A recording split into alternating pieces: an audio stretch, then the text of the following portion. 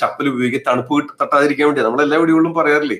അതുപോലെ ഫാനിന്റെ നേരെ താഴെ കിടക്കരുത്, പ്രത്യേകിച്ച് കാലുകള്, അതുപോലെ AC കൂട്ടിയിടണം. ഒരു മങ്കി ക്യാപ്പ് ഒക്കെ ബെഡ്റൂമിൽ ഒരെണ്ണം കരുതിക്കോ.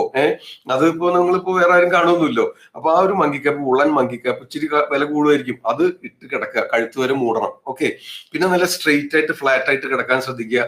നമുക്ക് ഈ ഇമ്മ്യൂണിറ്റി കുറവായിരിക്കും. ഈ അഗ്നിമാന്ദ്യം ഉള്ളതുകൊണ്ട് ഈ ഭക്ഷണം ദഹിച്ച് ശരീരത്തിലേക്ക് ആഗിരണം ചെയ്യുന്ന പ്രോസസ്സ് പൊതുവെ താരതമ്യേന കുറവായതുകൊണ്ട് നിങ്ങൾക്ക് അഗ്നിമാന്ദ്യം കുറവായിരിക്കും, അതുവഴി ഇമ്മ്യൂണിറ്റി കുറവായിരിക്കും.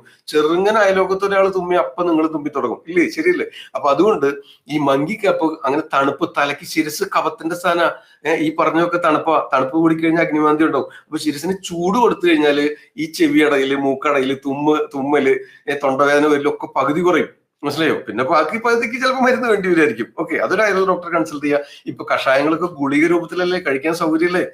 അങ്ങനെ അങ്ങോട്ട് കൃത്യമായിട്ട് കഴിച്ചു കഴിഞ്ഞാൽ അത് ആശ്വാസം കിട്ടുന്നുള്ള കാര്യത്തിന് ഉറപ്പ് തന്നെയാ കേട്ടോ.